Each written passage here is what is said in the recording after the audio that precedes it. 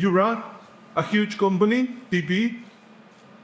I guess also the people are familiar if I just say TP and not the whole name of the company. I've asked few people and they said, well, yeah, sure, no problem. And you said that customer experience is like the most important thing in what you do for many, many, many years. So my first question would be, how would you, as briefly as you can, explain the evolution of the customer experience? I mean, I know that there have been a lot of things affecting the users and the customers, how they interact with the brand, especially with the influence of AI. But how do you see that now? How big is the change? We are the leader of big transformation.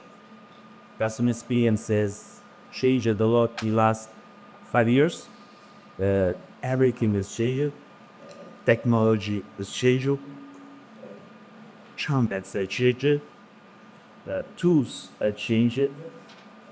People expectation have changed. But so we are indeed a lot of worldwide transformation. Let me see. We had Mandani running New York. So did you expect to have Mandani? Only one year ago, stop. Everything has changed. The good thing is that what is not changing yet is human being. And so this will be the focus of the customer experience. And this is something, this transformation that is ongoing, is not over, is not coming from AI, not yet.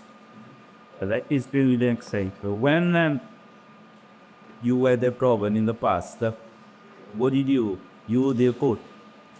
No matter if it was coming from your foreign voice to the reservation, but you used to do code. On the other part of the side of the phone, there were an agent that had no idea what they were giving away. So they didn't understand who you are, then understand your problem, and then to try to fix. It took kinds, and it was a reactive approach. Now it's totally different. Now you need question. Suppose what the page begin you and your brand. Now it's different because you can reach your brand in different ways. Different channels who are fall through that, but they still 60% of the action of an influence on calls depends on the markets. But as an average, you buy 60% of the press or see your call. But you can reach your brand through it's a BBDI, agentic AI, or a boss. But when you reach your agent, that people knows anything about you, what they've done. They know your problem, they track it, your story during the interaction, and so they can be focused on solving the issue in an embedded way, using their own emotional effect. So, technology changes, but for the body is not changing the human being, and so human being is still the center of the production. So being able to have this advantage, to know who you're talking to, right from the very beginning in this conversation, to be able to support the customer. Yes, it has a lot to do with the digital transformation and the next step. But where does AI come now as a next step? What are your practical examples in that? This is the trouble. Now that data are there, you can base the AI on data in order to enhance the performance. But my claim that is here NetTech I touched on is not to replace the human interaction, it's to replace the human interaction. So for example, here we are embedding the AI in all the layers to a customer experience. Let me give you an example.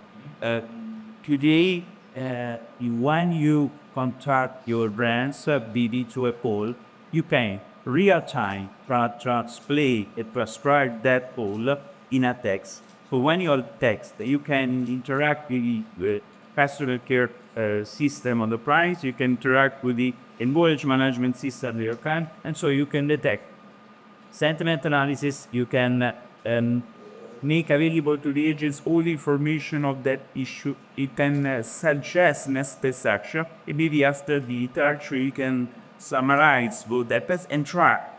You look into the system all the topics that they discussed during the interaction. So we're creating a superhero, not anymore an agent that need to react also question, my different people are suggesting the next best action, maybe trying to sell look that interaction to services. And for our clients, it's fantastic. But how often would you say that the experience from the customer perspective is not interrupted? It's not weird. How do we make sure that the empathy that the AI can show in the conversations is right there with it? And one other question: when we talk about the empathy in AI, do you use your own models, or do you borrow some of the existing models and then train your data? Both we use our own models, but also to use what company that are specialized in scam service they can really go for you. But let's say that I would try to stay with an image. You remember on Code School Nanometer report when he tried to do like this with the Excel. We are trying to create that kind of super agent. Someone that, thanks to data, is able to solve the issue. So it's a proper mix between the emotional intelligence and artificial intelligence. To make our environment sure, it is easy for us. We respect only GDPR the procedure, we are AI certifying. So I think this is one of the reasons that the company used to not use CDVI, but there is a way to overcome issue. You create seat environment. Uh, yeah, and that's really good because now we're touching the topic of everyone is partly afraid of AI in terms of it's gonna take all of our jobs. And immediately we think about those repetitive, so to say, manual labor jobs, which includes customer support as well. How do you see on that? This is a storytelling that you can enlist in all the analysts. So customer they will be totally replaced by AI. That's not is not it. Is not it. The truth is that is something that is coming in all in users on not only customer day. But just in an example, we were listening about Google and their experience. And today the companies are less willing to invest in the SEO because when you surf on a browser, you don't look at all these suggestions that the research is key, but you look at the summary by AI. So now the companies are not investing, are reducing their investment in positioning their brands because they need person how to be able to be recognized by the AI. This is the same as in an AI. People don't want to repeat the task. And so AI is going to replace all the local interaction. And when you train the people, when you give them all the tools and make them able to use them, because they realize that AI is your best friend. It is not someone that is competing with you. It was improving your efficiency, improving your productivity. So that would be my next question. What is your go-to KPI metric in terms of okay, you still have the same number of people in your company, you haven't made anyone as far as I go, and you're still using, you're implementing AI more and more, you're training people and training models.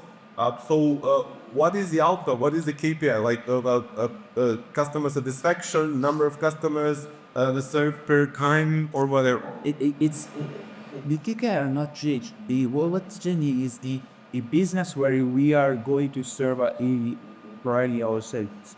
We will not support anymore telcos or energy that are trying to avoid any kind of interaction between them and their customer. We are going to all the more sophisticated and complex interaction.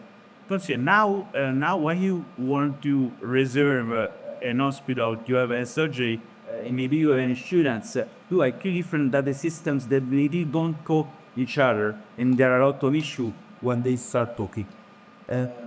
Data are very good, but data are not always clean and due to be used in other ways by a way. So there will be always a friction point where humans then to enter in, jump in, understand the environment and try to fit the solution. And by the way, only what we have done says that maybe you are trying to solve your issue looking at it, ChatGPT. At a certain point, if you are not able to find the issue, you can talk with a human because you are frustrated, you are usually thinking no more Isn't someone that is not able to fix your problem without any tambulating. Oh, you mentioned several times data and reaching the data sets and combining and working with them.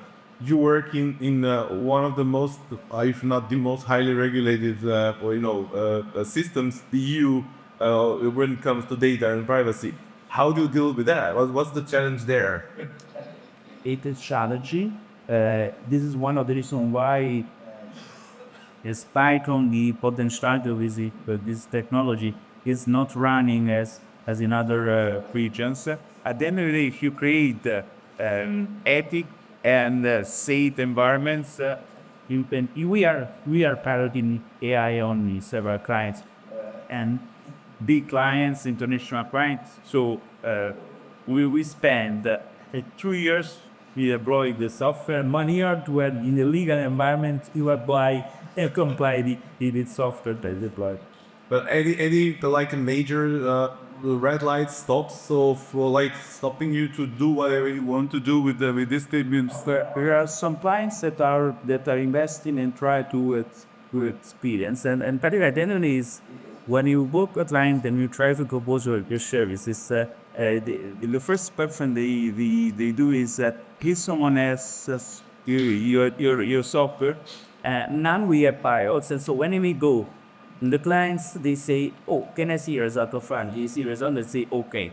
So if that client is using you, it is that you need all the exercise, legal exercise. So let's do.